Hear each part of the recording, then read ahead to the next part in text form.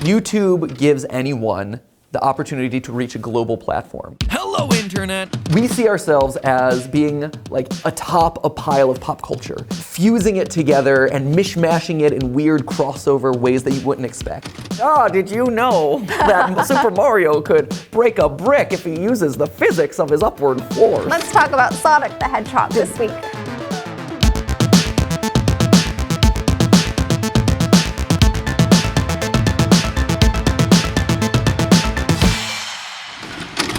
In the beginning, there was game theory, and that was it. And that was it for, what, about 5-6 years? Yeah, from about 2011 to 2015, it was only game theory, and that was like plenty because we were both running full-time jobs separately from the channels. Do you love playing video games? When 2015-ish rolled around, you didn't have that long of a history of successful channels on YouTube. We recognized that we had a successful one, but at the time, the lifespan of a channel seemed to be about 5 years. And so we were at the 4-year mark and had just quit our full-time jobs. And so we were like, well, we should hedge our bets and start another channel. We knew that film and television were really adjacent to what our audience was interested in. And we were like, this seems like such a logical extension. Why don't we give it a try? And so when we announced that we were going to launch another channel, Film Theory, people didn't get it. People weren't doing those like in-depth, long-form essay discussions around the entertainment industry and films and deep diving into like Marvel cinematic lore and all this stuff. Call me crazy. I think the clue that unlocks it all is this.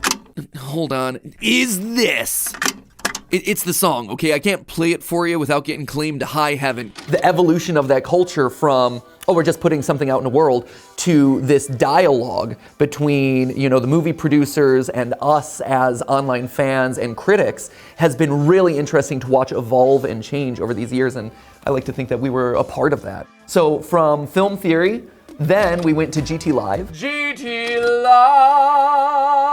Live streaming became an opportunity on YouTube. Sushi and ice cream! Which ultimately leads us to kind of our most recent project, which is Food Theory. Welcome to Food Theory. If debunking the food pyramid, dissecting Kool-Aid Man's deep comic book lore, or strategizing how to win McDonald's Monopoly game sounds appetizing to you, then you, my friend, are a food theorist. People thought it was like a prank. They thought we were kidding. No, they thought it was a prank, or they didn't get it. And then they watched the first 5 episodes and they're like, oh, I understand the premise now.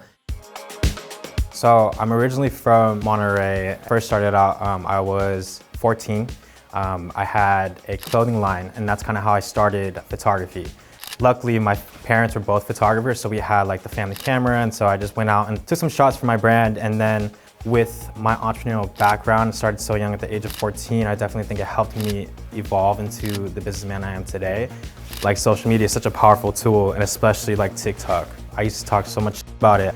I just said, I'm gonna post it behind the scenes and like see where it goes. And the next morning I woke up with 500 new followers. They were like art directors, producers, makeup artists, different creatives, and like you never know what video might go viral and who's watching that video. Before moving to LA, I came here with probably like 2,000 followers. Now I'm at 11.7K. I don't know if you can tell, but we are kind of loud, vibrant, and in your face. And when it comes to loud, vibrant, and in your face photographers, I think Christiano's a really solid choice. We were so excited to work with him. We see bright colors. We see the super interesting fisheye lens that is his signature. And I think that's what really drew us to Christiano's work. It wasn't until like I moved out to LA, that's when I started like figuring out what I love, and I love color. We are constantly being bombarded with visual stimulation, you know, new headlines, keep scrolling, you know, swipe right, swipe left. It is so much all the time. Just like an arcade is constantly inundating you with colors and sounds and lights and stimuli and plushies and textures, it is a lot. It is overwhelming. And so for us, one of the things that we want to embody is our part in that cultural conversation, our part in throwing everything against a wall and seeing what sticks. We don't get to do photo shoots very often. In fact, almost never. If you want an example of how infrequently we do this, I am still using an image from me from 2012 in our videos.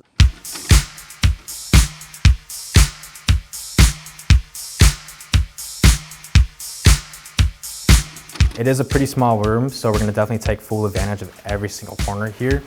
I just definitely want to capture their chaos. We are inviting Cristiano into our world, but likewise, he is inviting us into his, where he's taking all that chaotic energy and freezing it in a single moment in time, capturing the internet.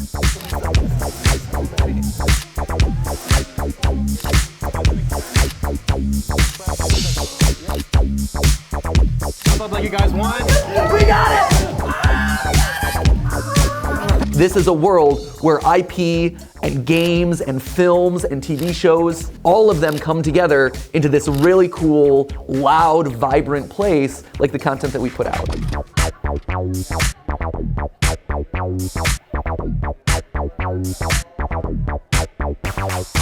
Videographic evidence I dropped like a slide. Here we go. Oh no, I dropped my thing. Oh no, oh no, oh no, oh no! Oh, I dropped again. Oh no! Wait, hold on, those photos are amazing.